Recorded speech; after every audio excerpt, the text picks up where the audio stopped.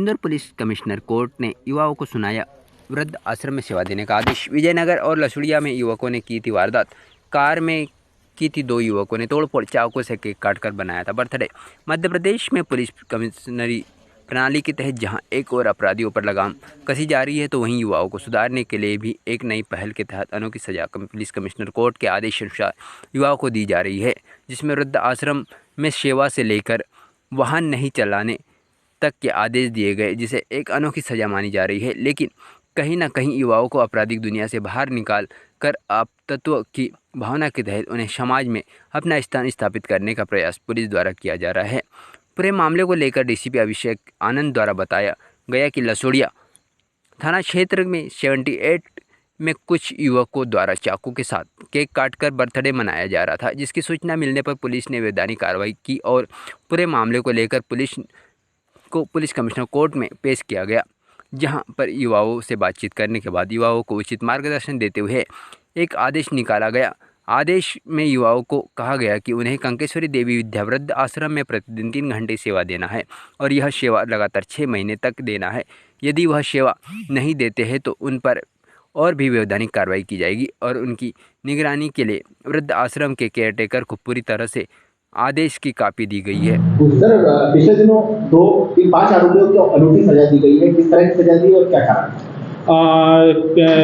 अक्सर हम देखते आ रहे हैं कि जो घटनाएं होती है तो उसमें पुलिस एफआईआर करती है, उसके बाद फिर जो है उनके जो आरोपी हैं उनके खिलाफ जो कानून के तहत कार्रवाई की जाती है। लेकिन एक अलग पहल की गई एफआईआर के साथ साथ जो 2 घटनाएं घटी थी, एक विजयनगर में, एक लसुड़िया थाना क्षेत्र अंतर्गत।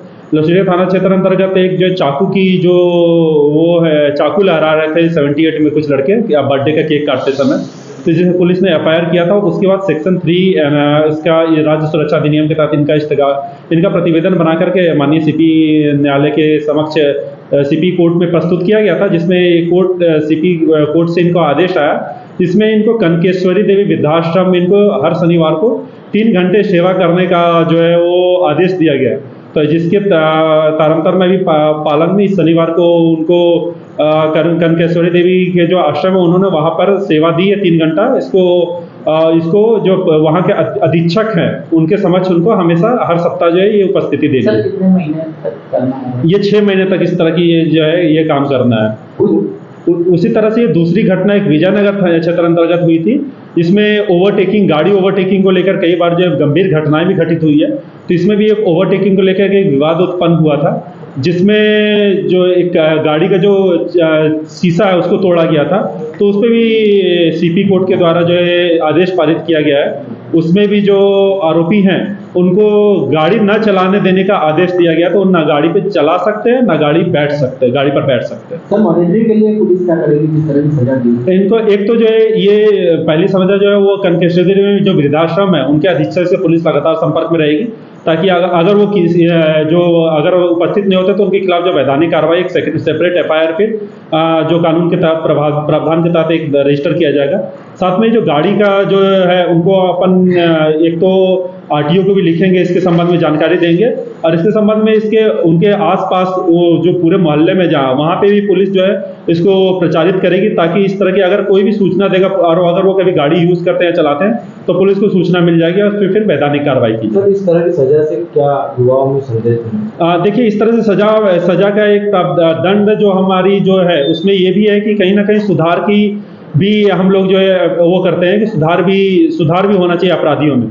तो जैसे अगर वृद्धाश्रम में मंशा ये है कि वृद्धाश्रम में सेवा करेंगे तो वहाँ के लोगों की पीड़ा को देखेंगे और एक सेवा भाव उनके मन में जागेगा, तो इस तरह की जो घटनाएं हैं कारित करने से पहले दोबारा सोचेंगे। तो ये एक ओवरऑल उद्देश्य था हमारा। बड़ी खबरों से अपडेट रहने के लिए देखते रहिए खबर की खोज, क्योंकि हम आपको रखते हैं खबरों से अपडेट। साथ ही खबरों को सबसे पहले देखने के लिए हमारे चैनल को लाइक करें, शेयर करें, सब्सक्राइब करें और खबरों की नोटिफिकेशन के लिए बेल आइकन दबाना बिल्कुल न भूलें।